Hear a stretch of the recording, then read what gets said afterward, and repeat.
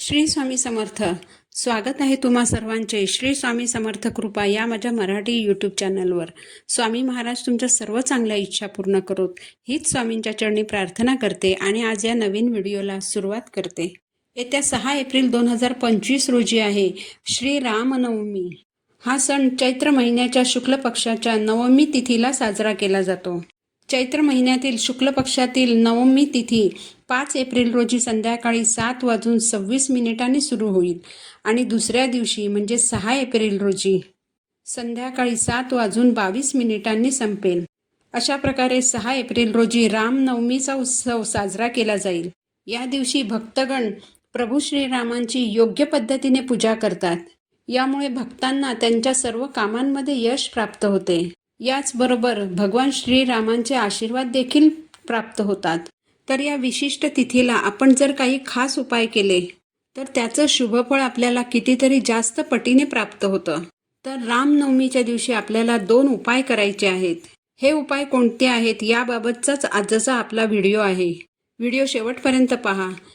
चॅनलवर नवीन असाल तर चॅनलला सबस्क्राईब करा.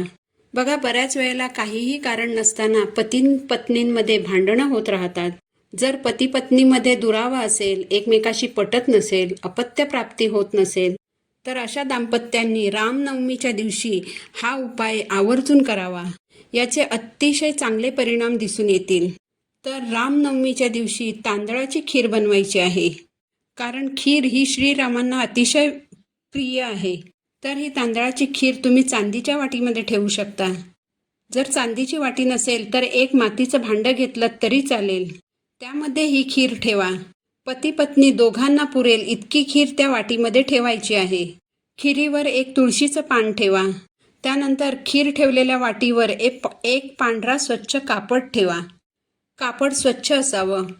ते कापड जुनं असेल तरी हरकत नाही, पण स्वच्छ असावं. तर ते कापड खिरीच्या वाटीवर ठेवायचं. नंतर ही खीर रात्री चंद्रप्रकाशामध्ये ठेवावी. साधारण 1 तास तरी ही खीर चंद्रप्रकाशामध्ये ठेवा. 1 तासानंतर ती खीर पती पत्नी दोघांनी खायची आहे. ही खीर इतर कुणालाही द्यायची नाही, फक्त पती पत्नी दोघांनीच ही खीर खायची आहे. यामुळे पती पत्नीमध्ये प्रेम वाढीस लागेल, एकोपा वाढेल, सामंजस्य वाढेल, पती पत्नीच्या संबंधांमध्ये माधुर्य येईल. बघा, कधी कधी काय होतं की काहीही कारण नसताना छोट्याशा कारणाने वादविवाद होतात. यावर जर वेळीच उपाय झाले नाही तर ही भांडणं विकोपाला जाऊन त्याचं पर्यवसान नातं तुटण्यामध्ये होऊ नये यासाठी हा उपाय जरूर करून बघा. यानंतर रामनवमीच्या दिवशी आपल्याला दुसरा जो उपाय करायचा आहे तो 9 दिव्यांचा उपाय करायचा आहे. यासाठी तुम्हाला 9 पणत्या घ्यायच्या आहेत. तुमच्याकडे जर जुन्या पणत्या असतील तर त्या पणत्या देखील या उपायासाठी चालू शकतात. पणत्या नवीनच असायला हव्यात असं कोणतंही बंधन नाही. हा उपाय आपल्याला दिवे लागणीच्या वेळेस करायचा आहे. जर तुमच्याकडे जुन्या पणत्या असतील तर त्या स्वच्छ धुवून उन्हात वाळवून घ्या. या पणत्यांमध्ये तुम्ही तेलही घालू शकता किंवा तूप जरी घातलं तरी चालेल.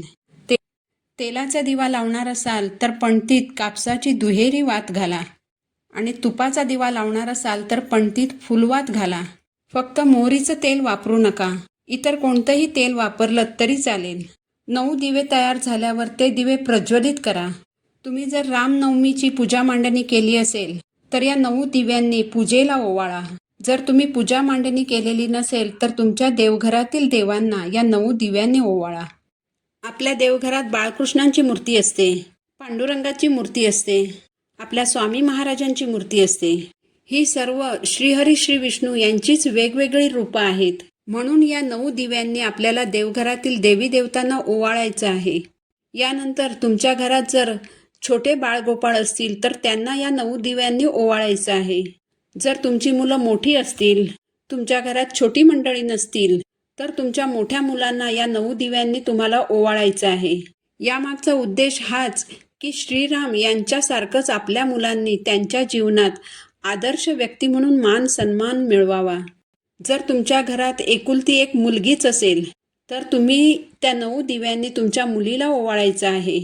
तिनेही तिच्या आयुष्यात एक आदर्श स्त्री, आदर्श नारी असं स्वतःचं स्थान निर्माण करावं यासाठी तिला ओवाळायचं आहे. यानंतर तुम्ही या 9 दिव्यांनी तुळशीला ओवाळायचं आहे. कारण तुळस ही विष्णुप्रिय आहे. तुळशीला माता लक्ष्मीचं स्वरूप मानलं जातं आणि जिथे तुळस असते तिथे भगवान श्रीहरी श्री विष्णू येतातच. आणि जेव्हा आपण तुळशीला ओवाळतो त्यावेळी आपल्याला या तिन्ही देवतांचा आशीर्वाद प्राप्त होतो. यानंतर हे 9 दिवे तुम्ही तुमच्या घरात कुठेही ठेवू शकता.